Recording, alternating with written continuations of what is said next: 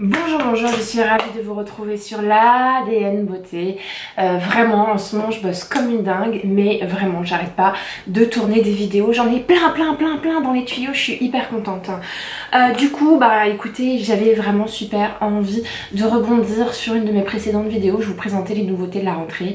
Et une des nouveautés de la rentrée, ce sont les palettes Marc Jacobs Iconic. Cette palette-là, et oui, je vais vous montrer le packaging, voilà. Hein. Donc c'est une palette qui existe déjà depuis super longtemps, qui s'appelle la gamme Iconic. Elle existait en différentes déclinaisons de couleurs. Et je passais devant, et ma foi, j'ai jamais eu envie d'acheter quoi que ce soit. Je trouvais pas que les couleurs étaient belles. Bref, et du coup, cet été, Marc Jacobs a décidé de reformuler l'intégralité de ses palettes et donc de revoir les couleurs. Et là, quand j'étais sur le compte d'Instagram de Marc Jacobs, j'étais en mode ah! Toutes les palettes sont absolument sublimes, mais vraiment j'avais tous envie de les prendre. Maintenant je pense que je vais me concentrer vraiment sur celles que je peux moi porter, parce qu'il y a des palettes avec du bleu si vous voulez. Moi je porte pas beaucoup de bleu, mais quand même j'ai envie de la prendre, la bleue aussi. Mais voilà, je vais pas utiliser les palettes que j'aurais du mal à incorporer dans mon quotidien. Donc dans les palettes qui existent, il y a la Provo Couture, qui est une déclinaison de rose et qui est une des palettes sur lesquelles je lorgne énormément. Sur une pommade, l'avantage c'est que le couleur rose n'apparaît pas si rose que ça. J'ai eu l'occasion de tester avec la Huda Beauty, la palette fard à paupières. Il y a beaucoup de rose dans cette palette et sur moi le rose n'est pas extravagant, voilà. Il est difficile à porter mais n'est pas extravagant et bien fondu et contrebalancé par d'autres teintes. Il peut tout à fait vous faire un maquillage, je dirais pas naturel, mais je dirais avec un twist. Ensuite, vous avez une autre palette qui s'appelle la Glambition, qui est elle une palette de déclinaison neutre, plutôt marronnée avec du doré. J'ai super envie de la prendre. Mais alors vraiment, j'étais à deux doigts d'en prendre deux. Et parmi les deux, il y avait celle-ci, la Glambition, qui me tentait énormément. Ensuite, vous avez la Scandalust. La Scandalust, c'est une déclinaison de ton corail rosé doré. C'est celle que j'ai prise. La voici, elle est absolument sublime. On en parle dans un instant. Ensuite, vous avez une autre palette qui s'appelle la Editorial, qui est une déclinaison de vert avec du doré. Voilà, c'est pas du vert, comment dire, du vert importable, du vert Ginette, quoi. Bon, j'adore ce prénom Ginette, hein. Mais je voulais vous donner l'état d'esprit. Franchement, j'adore. Si demain j'ai une fille, j'aimerais bien l'appeler Ginette. Si c'était... Ouais, bon. Bref, tout ça pour vous dire que c'est pas du vert Ginette, hein, c'est du vert vraiment mordoré, très reptilien, avec quelque chose de très glamour. Et le doré, du coup, vient donner une dimension à ce vert, hein, qui lui enlève ce côté peut-être extravagant. Vous avez ensuite la palette Smartorial, qui est une palette de violet. Oui, je sais plus, je vois pas très bien. Non, qui est la palette de bleu et de gris. Oh, j'avais aussi elle trop envie de la prendre. Il y a un bleu électrique, vous savez que parfois, surtout en été, j'aime bien me mettre du bleu sur le ras de cils. C'est la seule façon pour moi d'appliquer de la couleur intense. Qu'est-ce qu'elle est belle cette palette, la Smartorial. Et vous avez ensuite une palette de violet, la Frivolux, qui est elle aussi absolument sublime. Elles sont toutes sublimes, je suis désolée. Du coup, c'est compliqué dans vos choix. Mais si vous deviez en garder 3, je dirais la Glambition, la Scandalust et la Provo Couture et la Editorial, ça fait 4, voilà. Et si je devais en garder qu'une seule, c'est ce que j'ai fait. Je n'en ai acheté qu'une, qui est la Scandalust. La voici. On est dans des tonalités vraiment très proches de ce qui peut exister aujourd'hui sur la palette d'Urban Decay. Vous savez, la Hit palette, c'est la mode. Toutes les marques, qu'il s'agisse de Marc Jacobs, qu'il s'agisse d'Urban Decay, qu'il s'agisse de Morphe, vous savez les fameuses palettes Morphe, Violet Voss, qui est une marque de palette où j'en tremble à l'idée de pouvoir me la procurer, mais je ne le fais pas encore. Toutes ont décidé d'investir dans des tonalités chaudes, donc vous avez vraiment l'embarras du choix. Pourquoi acheter celle-ci ? Déjà parce que je l'ai testée et je peux vous dire qu'elle est d'extrême bonne qualité. Voilà.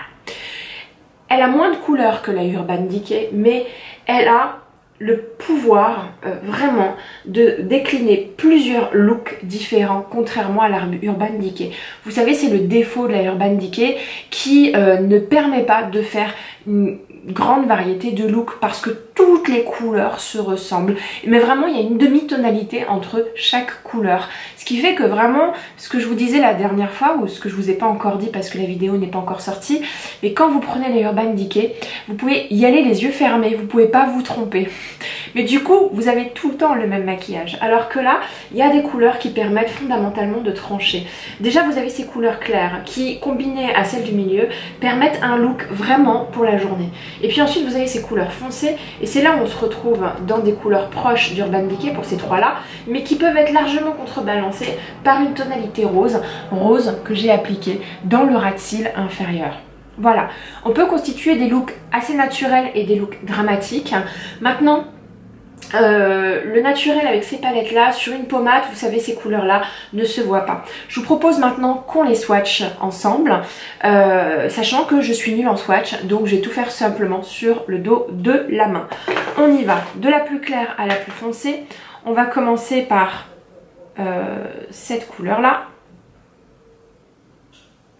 qui est la première et qui est la couleur Hot Pants. Bon, je vais pas toutes les dire en anglais parce que franchement ça vous sert à rien, il vous suffit de vous procurer la palette. Dans l'ordre, on va prendre la deuxième. Cette couleur là, moi je l'utilise vraiment pour poudrer ma paupière.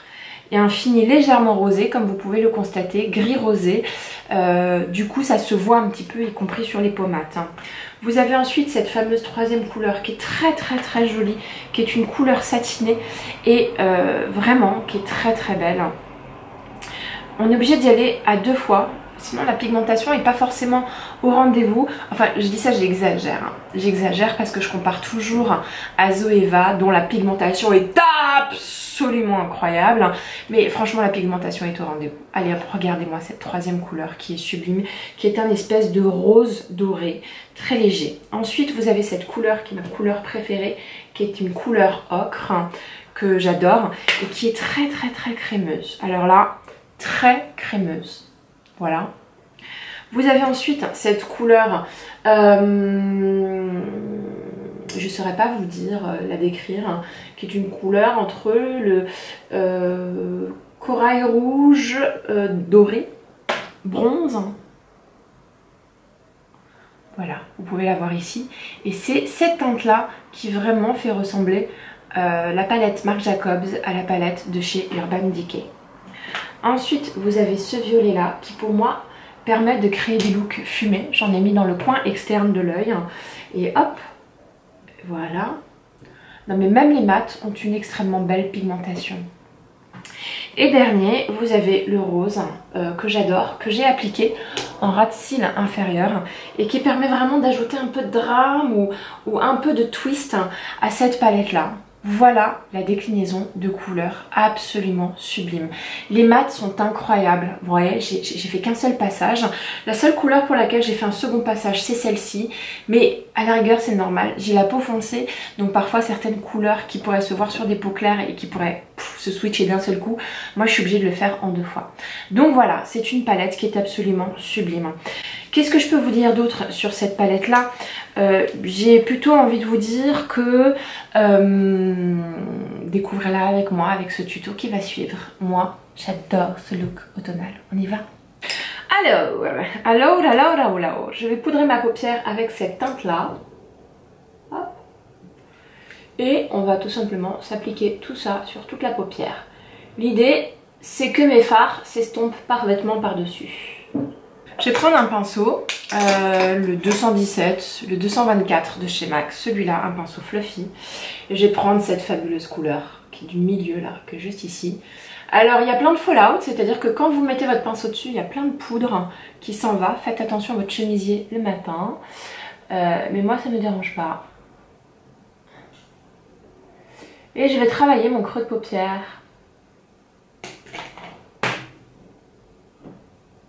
Ça s'estompe bien, on voit la couleur et j'avais peur que ce soit une couleur qui se voit pas trop sur ma couleur de peau, mais en fait si. Oh là là, j'adore. C'est une couleur que je cherchais depuis très longtemps, je pourrais limite faire un smoky juste avec ça.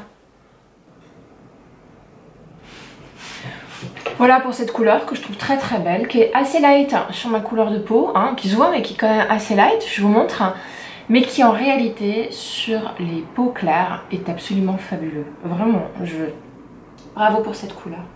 On va prendre cette espèce de violet foncé comme ça, on va en prendre un tout petit peu et on va s'en mettre sur la outer V. J'adore ce terme, donc sur le coin externe, outer V, comme elles disent les américaines. Vraiment, j'en mets un tout petit peu pour le moment. J'en remettrai, vous allez voir, tout à l'heure.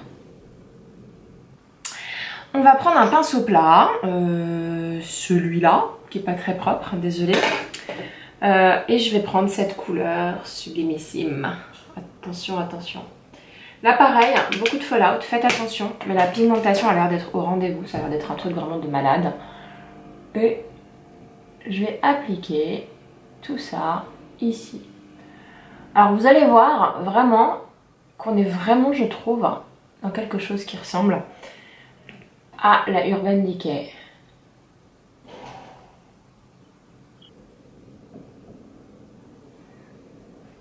Voilà. Je vais reprendre de cette couleur du milieu. Paf. Et je vais venir réchauffer encore plus. Ici. Hop. Voilà. Pour les cils, la paupière du haut.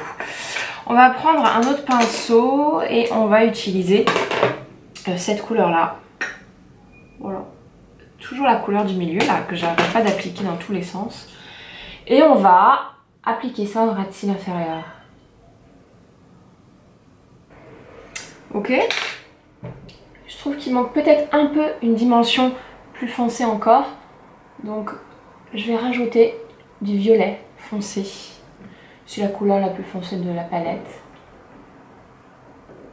Pour donner un effet un peu plus dramatique à ce look. Voilà. Je vais prendre maintenant cette couleur rose. Elle a l'air sublime. Et je vais la mélanger avec celle que j'ai mis en dessous. Avec cette couleur ocre. Très très jolie.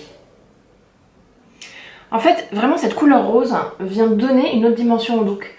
Et vous voyez dans la palette d'Urban Decay, il n'y a pas de couleur comme ça, rose ou je sais pas, vert, qui vient vraiment modifier la donne. Ah ouais, j'adore. Voilà. Et ce que je vais faire encore, je vais prendre de cette couleur la plus foncée pour rallier au coin externe. Voilà. Vous savez, j'ai mis de la couleur foncée ici, donc l'idée d'en mettre juste un petit peu ici permet de faire la jointure. Hop. Voilà. Et voilà. Donc, ensuite, je vais prendre un crayon chez Urban Decay, celui-là, en couleur alcaline, que j'adore, qui est un espèce de violet, un vrai violet foncé, un prune, pardon, un vrai prune, ouais. Un vrai prune. Et je vais le mettre sur ma waterline. Donc, on va estomper les bords extérieurs. Pour estomper les bords extérieurs, ce que j'aime bien, c'est reprendre la couleur qui m'a permis d'unifier ma paupière. Et on va juste adoucir un petit peu ici. Je vais prendre cette couleur-là. Alors attendez, je vais voir. Peut-être soit celle-ci ou celle-ci. Non, mais je vais prendre cette couleur-là que je vais appliquer au doigt dans le coin interne de l'œil.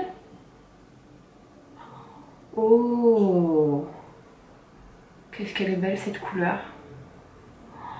Oh là là, elle est magnifique cette couleur. Palette impressionnante. Impressionnante. J'adore. Du coup, je suis en train de me demander si je vais pas mettre du highlighter au-dessus, mais j'aime bien l'effet fumé ici. Non, on va pas mettre de couleur highlighter juste à ce niveau-là. Voilà, c'en est fini ma palette. On se retrouve tout à l'heure. Et voici ce maquillage tout à fait automnal, chargé, glamour, m'a alors apporté la journée.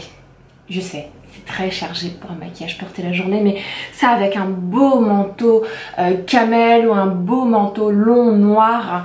Oh là là, c'est absolument magnifique. J'adore ce look. Alors, qu'est-ce que j'ai pensé de cette palette? J'ai adoré l'utiliser, j'ai trouvé que c'était un vrai bonheur.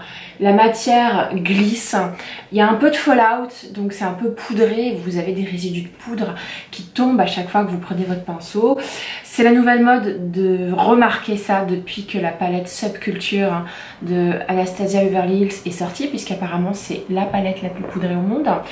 Mais moi ça me dérange pas le côté fallout, parce que ça a toujours été le cas de beaucoup de palettes que j'utilisais. Voilà, j'ai simplement appliqué un bronzer. J'aurais pu appliquer un blush, mais je voulais quand même que ce soit suffisamment light sur les joues, sinon ça allait vraiment faire années 80, donc je voulais quelque chose d'un peu plus plat.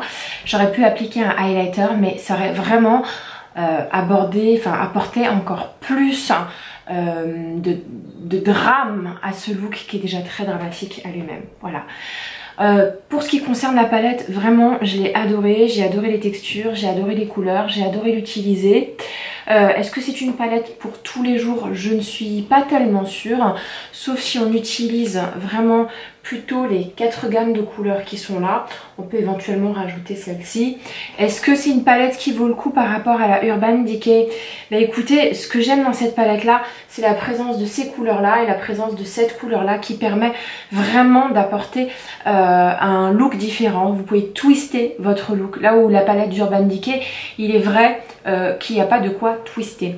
D'un autre côté, faites attention les filles, parce que ces teintes hyper orangées, corail, rose peuvent vraiment vous faire des yeux de lapin. Ça va pas vraiment à tout le monde, et le truc c'est que si vous mettez par exemple du corail comme j'ai pu mettre, veillez à bien mettre du violet foncé ici. Faites pas le total look corail sans aucun contrepoids.